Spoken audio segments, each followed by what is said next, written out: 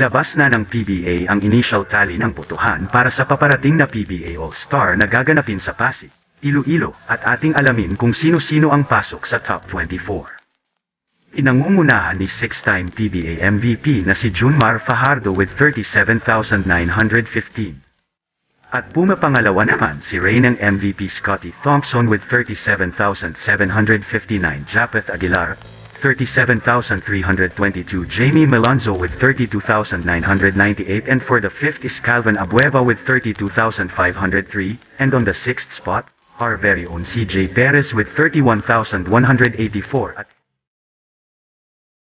ito ang kabuoang listahan ng top 24 for PBA All-Star.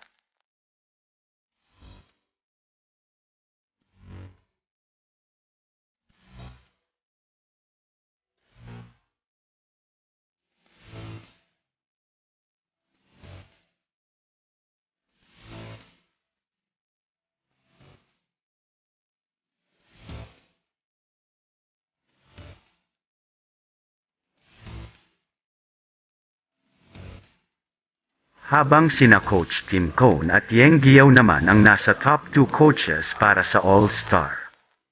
Sa RSJ naman o Rookies, Sophomores, Juniors ang nangunguna ang mag-teammates na sina Jamie Malonzo at Jeremiah Gray.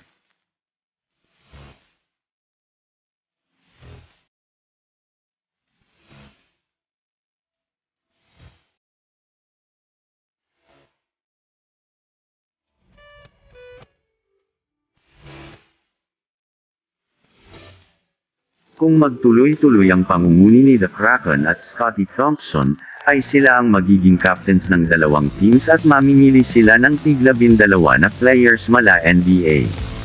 All-Stars format ang gagawin ngayong 2023 Parbo All-Stars till February 15 ang botohan mga kabirkada, kaya pwede nyo pa ihabol ang mga paborito nyong stars this PBA All-Star 2023.